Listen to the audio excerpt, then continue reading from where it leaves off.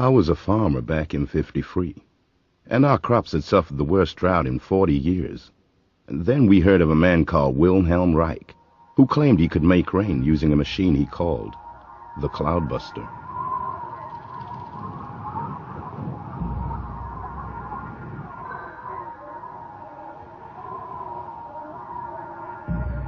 So, we wrote him a letter, asking for his help.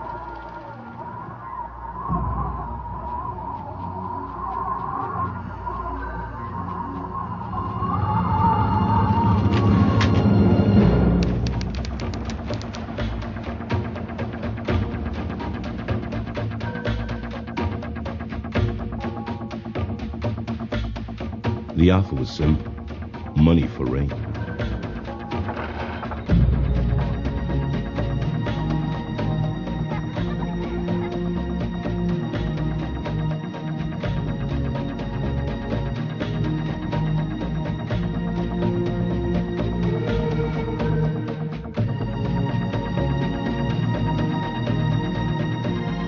Reich arrived with his son, Peter.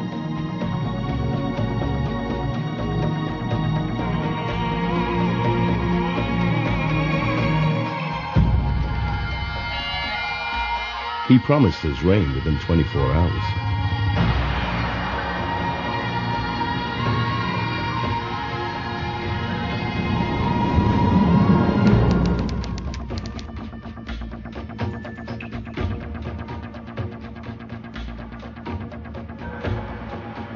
I remember asking him how it worked. He said kind of like a lightning rod, using an energy he called Orgone.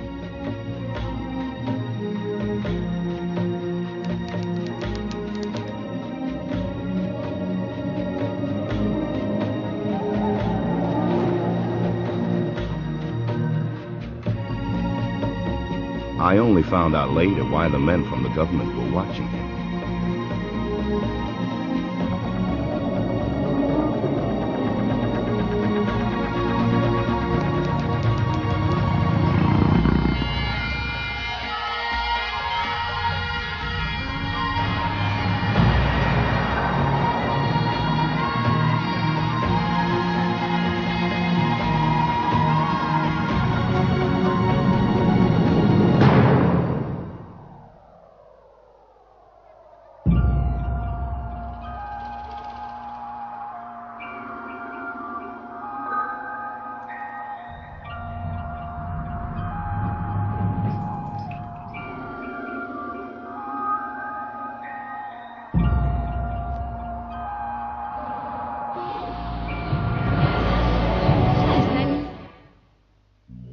If anything, I remember the air getting drier, but I didn't doubt him. Reich had a confidence that stuck to you.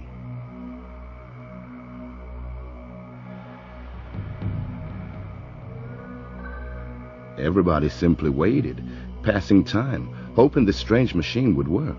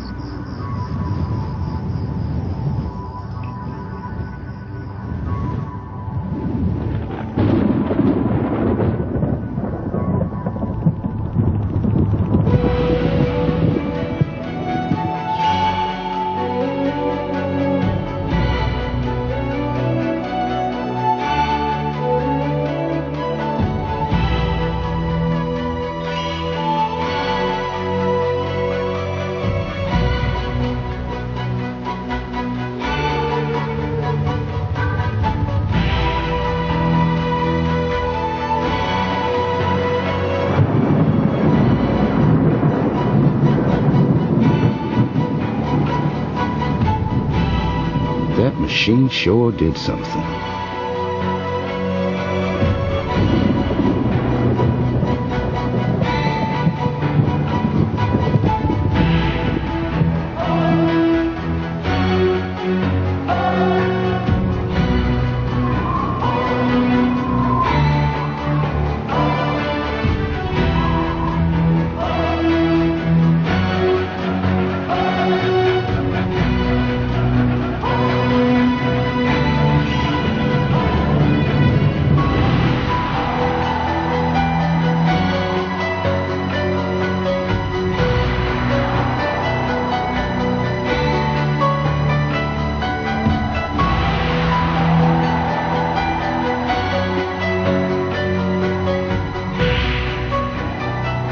And that was the last I ever saw of Wilhelm Reich.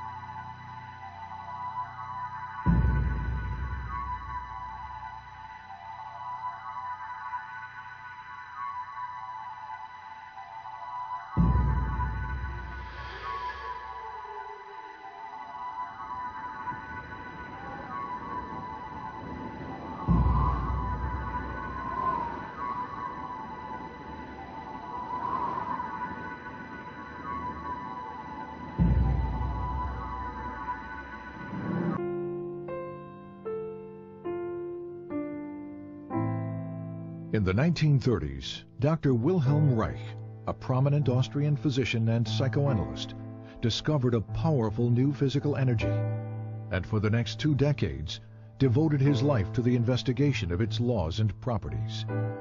He confirmed the existence of this energy in the human body, verified its presence in the atmosphere, developed instrumentation to observe and collect it, and harnessed it for a variety of purposes, from cancer treatment to motor power to weather experimentation. Reich called his discovery Orgone energy.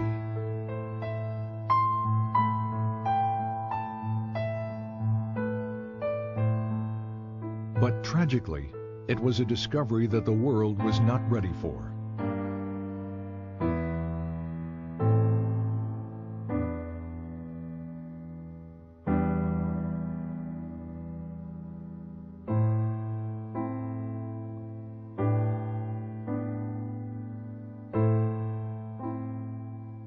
Wilhelm Reich was born in 1897 in Galicia, the easternmost part of the Austro-Hungarian Empire, now the Ukraine. He grew up in Bukovina on a large farm operated by his father. Until he was 13 years old, Reich was educated at home by tutors. His mother, to whom he was devoted, committed suicide in 1910 after his father discovered she had had a brief affair with one of the tutors. His father died 4 years later from tuberculosis. That same year, 1914, the First World War broke out. Within days, Russian troops swept through Bukovina. Reich narrowly escaped being sent to Russia as a hostage and had to flee his home. Later he wrote, "I never saw either my homeland or my possessions again. Of a well-to-do past, nothing was left." For the next 4 years, Reich served in the Austrian army, experiencing what he called the war as a machine. In 1918, the war finally ended. Germany and Austria were defeated. The Austro-Hungarian Empire was broken up, and Bukovina became a part of Romania. Alone, homeless, and intellectually starved after 4 years of war, Reich entered the medical school at the University of Vienna.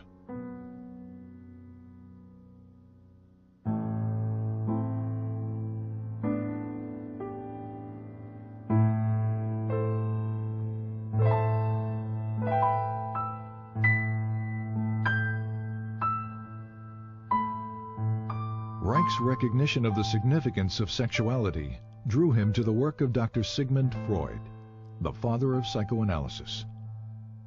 Soon he was considered one of Freud's most promising students. Freud had discovered that neuroses are caused by the conflict between natural sexual instincts and the social denial and frustration of those instincts. Freud had also hypothesized the existence of a biological sexual energy in the body. He called it libido, and described it as something which is capable of increase, decrease, displacement, and discharge, and which extends itself over the memory traces of an idea like an electric charge over the surface of the body. But as the years passed, Freud and his followers diluted much of this concept, reducing the libido to little more than a psychological energy or idea. By 1925, Freud had concluded that the libido theory may therefore, for the present, be pursued only by the path of speculation. Reich's clinical observations, however, demonstrated that sexual energy was more than just an idea, and that sexual satisfaction, in fact, alleviated neurotic symptoms. He discovered that the function of the orgasm is to maintain an energy equilibrium by discharging excess biological energy that builds up naturally in the body. If that discharge function is disturbed, as it proved to be in all his patients, this energy continues to build up without adequate release, stagnating and fueling neurotic disorders. Reich's orgasm theory set him apart from his colleagues because it indicated that the libido was a real physical energy that possibly might be measured quantitatively. His clinical work also led to new therapeutic techniques designed to discover and eliminate any impediments to the flow and discharge of this energy. But the widespread existence of human misery forced Reich to conclude that the solution to the problem of neuroses was not treatment, it was prevention. You have to revamp your whole way of thinking, said Reich, so that you don't think from the standpoint of the state and the culture, but from the standpoint of what people need and what they suffer from. Then you arrange your social institutions accordingly. Freud, on the other hand, maintained that culture takes precedence, that sexual instincts must be adapted to the existing social structure. These conflicting positions led to an eventual break between Reich and Freud. In Vienna and later in Berlin, Reich devoted much of his time and money educating working-class people about the essential role of sexuality in their lives. I had 6 clinics in Vienna, said Reich, where people came and received advice once or twice a week. To provide medical and educational help was its purpose. To reach the greatest number of people, he worked within the socialist and communist parties to promote sex education, birth control, divorce rights, and better housing. Reich recalled that in Berlin there were about 50,000 people in my organization in the first year. Reich was also very outspoken about Germany's turbulent political climate. Unlike most members of the Berlin Psychoanalytic Association, Reich openly opposed the rise of the Nazi Party.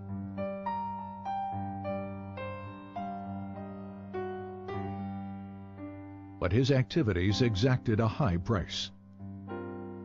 He was denounced by the communists and expelled from the International Psychoanalytic Association, calling these events catastrophes which threaten my personal, professional, and social existence.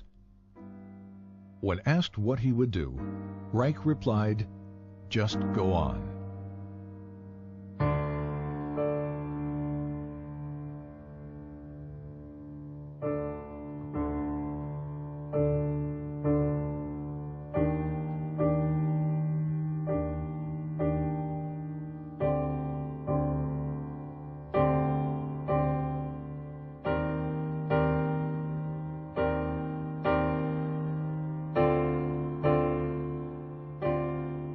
University of Oslo, 1935.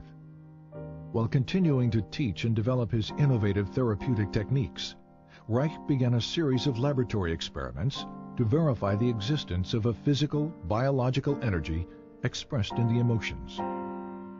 Using human subjects, Reich was able to demonstrate a charge at the skin surface directly related to feelings of pleasure or anxiety. The charge would increase when a subject experienced pleasure and decrease during feelings of unpleasure. From this, Reich concluded that pleasure is the movement of biological energy toward the periphery of the organism, while anxiety is the movement of this energy toward the center.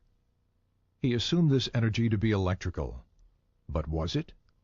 And did similar energy processes exist in more basic life forms?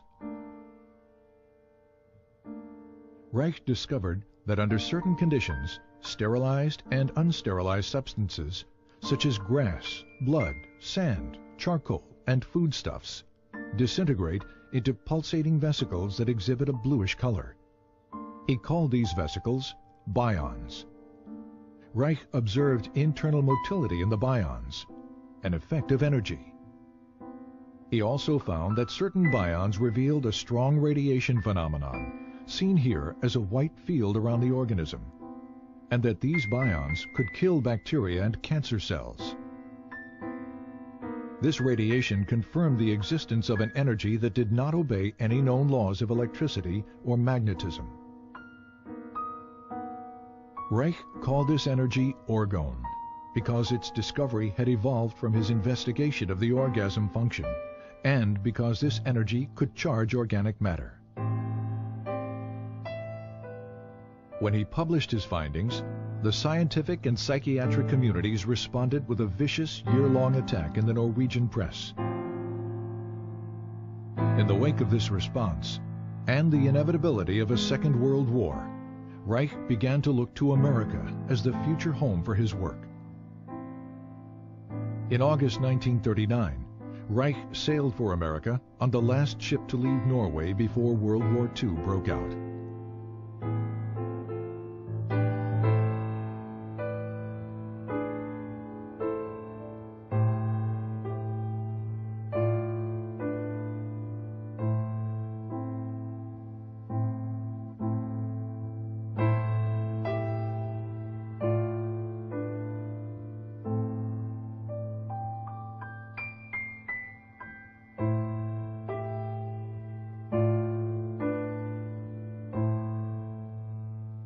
Reich settled in the Forest Hill section of New York City.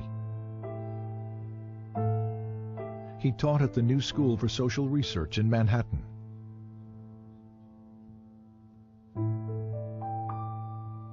Published his books in English.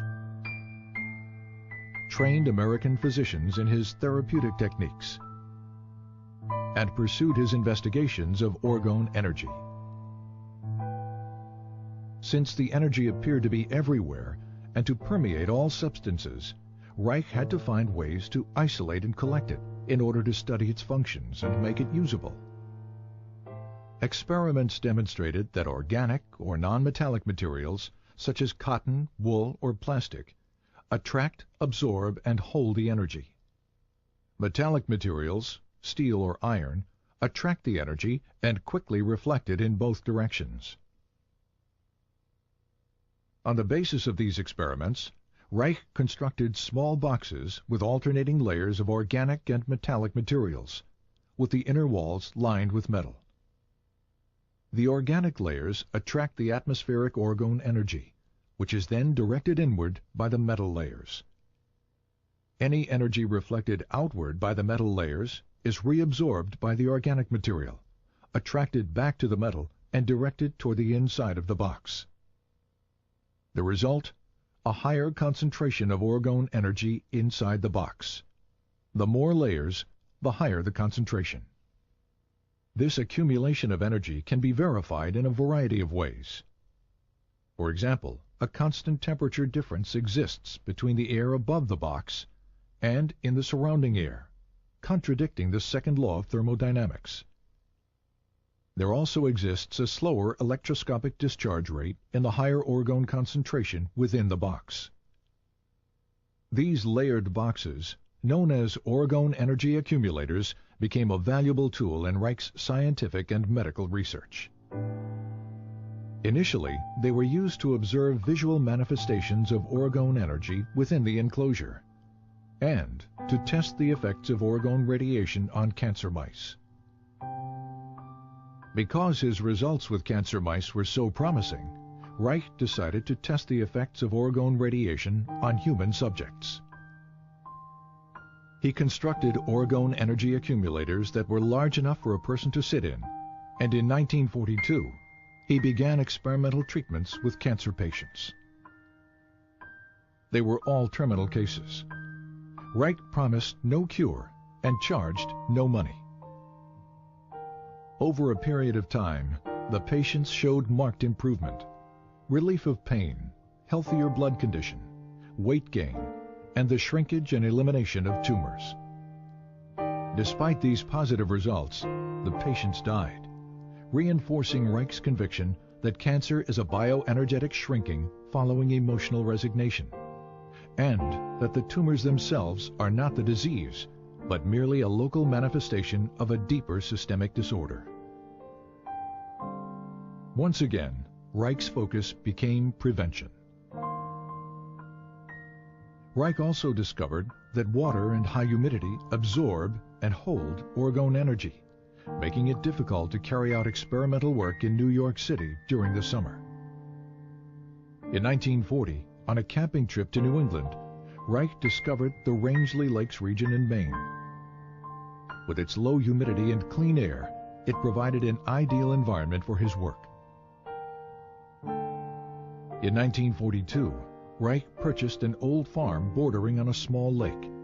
He called it Orgone and envisioned it as a permanent home for the various branches of his work.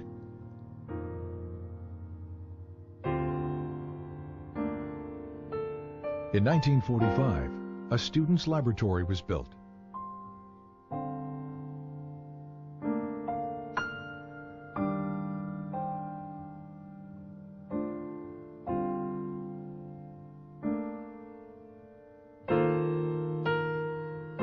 Three years later, construction began on an orgone energy observatory,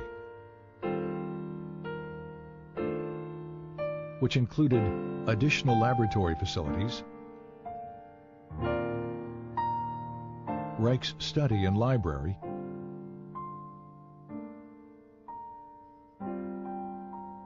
and outdoor observation decks. Funding for these buildings and for Reich's research came exclusively from his own income as a physician and teacher, and from loans and contributions by students. By 1947, after less than 8 years in America, Reich's work was attracting considerable interest as orgone research expanded into new areas of psychiatry, medicine, and biophysics. One of Reich's most significant new developments was the discovery of a motor force in orgone energy that had enormous practical implications. Here, Reich demonstrates a small motor being propelled by orgone energy from the body. And here, motor power is provided by orgone energy harnessed from the atmosphere.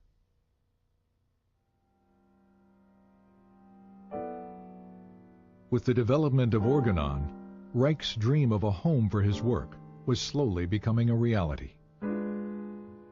Sadly, it was a dream that he would not see fulfilled.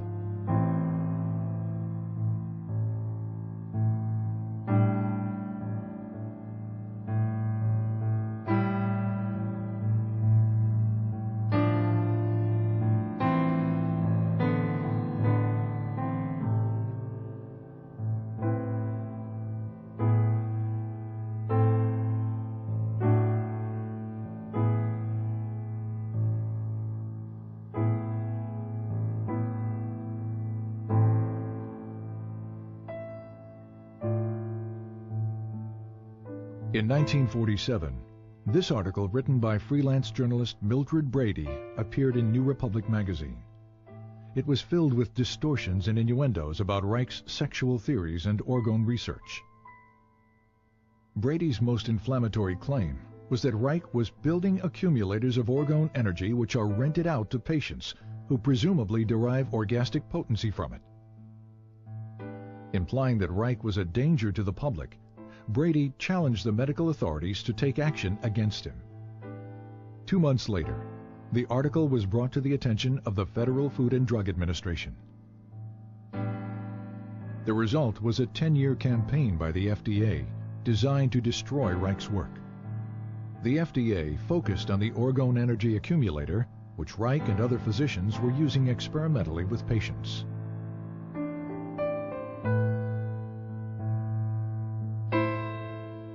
Convinced that the accumulator was being fraudulently promoted as a sexual and medical device, FDA agents spent years interviewing Reich's associates, physicians, students, and patients, looking for dissatisfied accumulator users. None were ever found. As the FDA attack continued, so did Reich's work. He continued to develop new ways to visualize, measure, and harness orgone energy from the atmosphere. The Cloudbuster, for example, was an experimental instrument that could affect weather patterns by altering concentrations of orgone energy in the atmosphere. A set of hollow metal pipes and cables inserted into water creates a stronger orgone energy system than that in the surrounding atmosphere. Water, which strongly attracts and absorbs orgone, draws the atmospheric energy through the pipes. This movement of orgone from a lower to a higher energy system was used by Reich to create clouds and to dissipate them.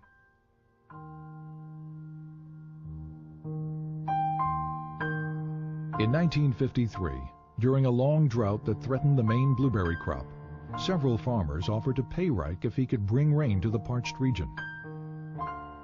The Weather Bureau had forecast no rain for several days when Reich began his cloud-busting operations. 10 hours later, a light rain began to fall. Over the next few days, close to 2 inches fell. The blueberry crop was saved.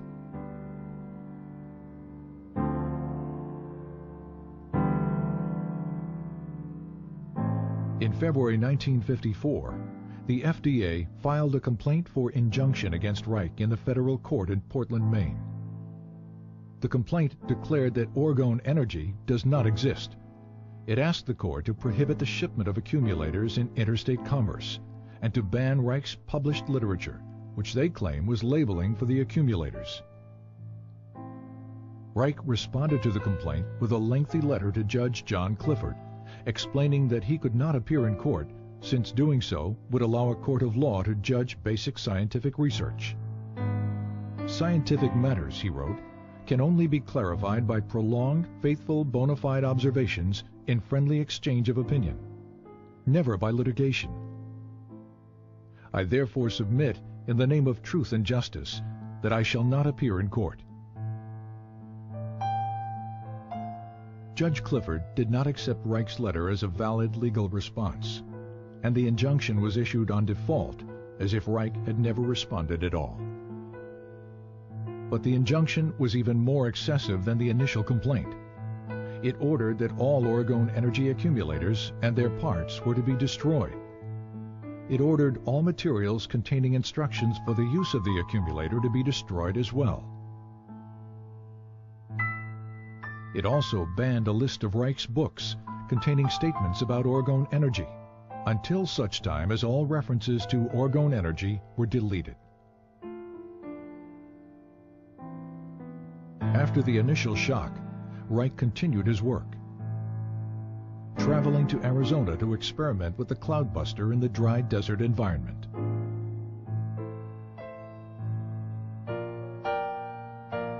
While he was there, and without his knowledge, one of Reich's students, Dr. Michael Silvert, moved a truckload of accumulators and books from Rangeley, Maine to New York City, a direct violation of the injunction. As a result, the FDA charged Reich and Silvert with criminal contempt of court. In 1956, both men were found guilty. Reich was sentenced to 2 years in a federal prison. While Reich appealed his sentence, the government carried out the destruction of accumulators and literature. In New York City, several tons of Reich's books and other publications were burned in one of the city's garbage incinerators, including titles that were only to have been banned. This destruction of literature constitutes one of the most heinous acts of censorship in United States history.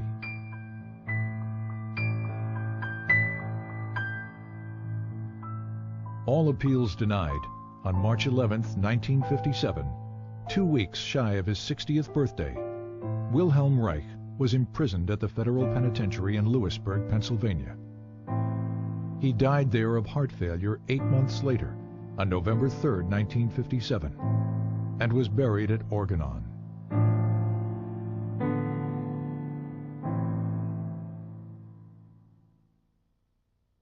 But the tragedy of Reich's death should not be allowed to overshadow the richness of his life, for while he lived, he was truly alive.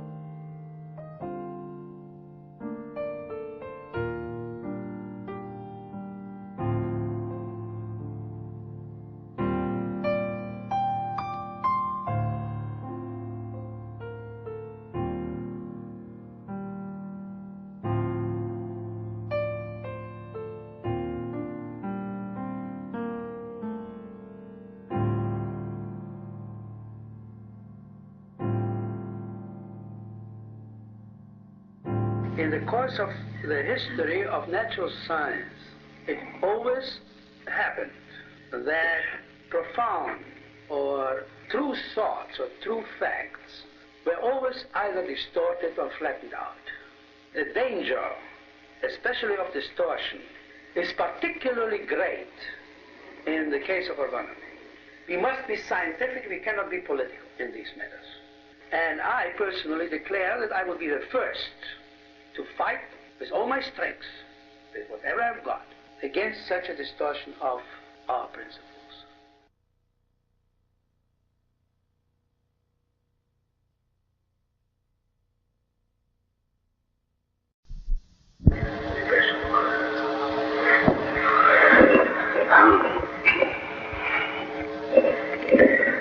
It is April 3rd, 1952, at Orgone, Rangeley, Maine. I, Wilhelm Reich, am sitting alone in the large room in the lower house. All people are gone. In the morning and the whole day yesterday, a meeting took place of the members of the Board of Trustees of the foundation which carries my name.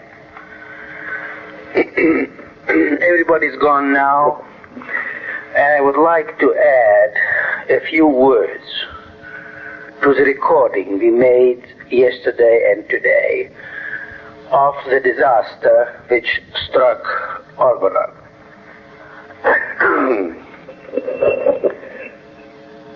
nobody here to listen to what I'm saying. The recording apparatus is the only witness.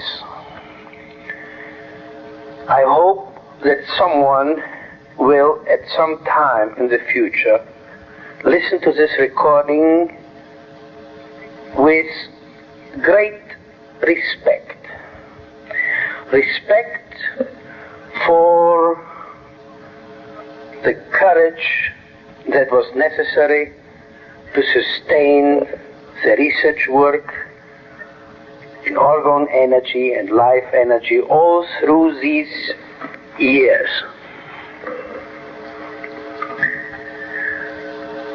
I shall not go into the great strain, into the details, into the worries, the sleepless nights, the tears, the expenditures in money and effort, the patience which I had to have with all my workers and with all my students. I would like only to mention the fact that there's nobody around, there's not a single soul, either here at Orgone or down in New York, who would fully and really, from the bottom of his existence, understand what I'm doing and be with me in what I'm doing. They're all very good people. They're decent, honest, hard-working. I trust them. We are very good friends, all of them, or most of them. But this does not alter the fact that they all, without any exception, are against, I say, are against what I am doing. Every single one of them spites me, interferes with my effort, crosses it out, blots out, flattens out. There's one thing or another thing, whatever it may be, to diminish my effort, no, to diminish the effects of my effort, to blot out the sharpness and acuity of my thoughts, to reduce to rubble and nothing, or nothingness, what I have elaborated in about now 33 or 34 years of systematic thinking, and in about 40 years of human suffering, since about 1912, or rather 1910, when my mother died.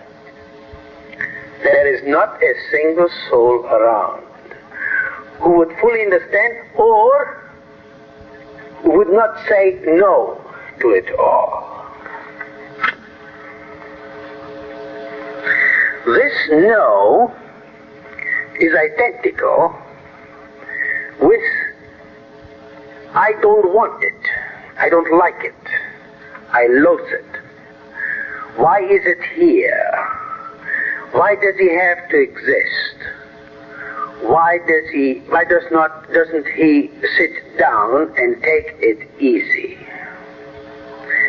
Why did he have to start this Orgone experiment which gives us so much trouble?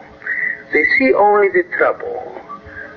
They don't see or they don't want to realize what it means for medicine, biology, and science in general, as well as philosophy, to have this Orgone going. To them, it is mostly a bother, an inducer of sickness, suffering, and at times I have the distinct feeling that they believe, or they do not dare quite to admit their own thoughts, that I may have gone haywire. this reaction of my closest friends and co-workers to the situation here is exactly the same that has harassed the human race for as much as we can say 8,000 or 10,000 years, since patriarchy has ruled its destinies and since natural love was extinguished in the newborn infants. I shall not go into that. It's all written up in my publications. Whoever knows these publications also knows what that means. The discovery of the life energy would have been accomplished long ago had this I don't want it, I fear it, I loathe it, I'll kill it, I'll flatten it out, I won't let it live or exist. If that had not been in their structures, not in their desires, not in their positive conscious wishes, they're all decent and good people. No, it is in the structure. It is somehow in their tissues, in their blood. They cannot tolerate anything that has to do with orgone energy or life energy, or what they call God, or what is their deepest longing for love, for fulfillment.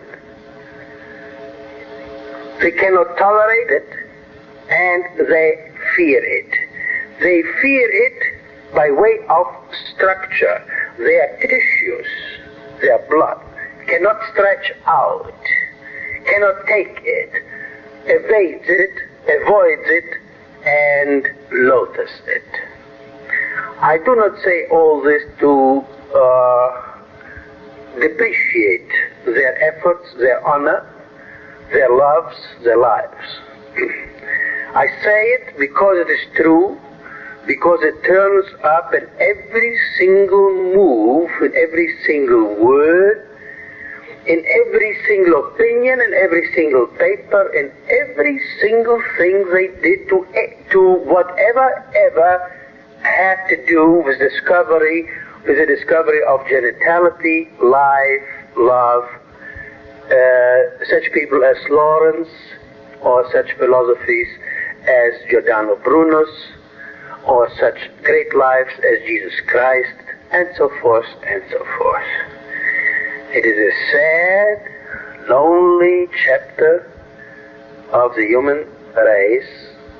I don't feel that I am obligated to solve this riddle or to do anything about it. I happen to discover the life energy. I happen to induce the Orgone experiment.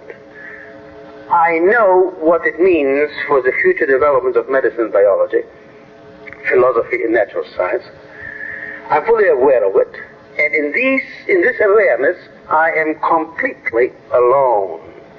There's no soul anywhere far and wide to talk to give one's feelings, to let one's feelings go freely, to speak like as friends speak to each other. This is all.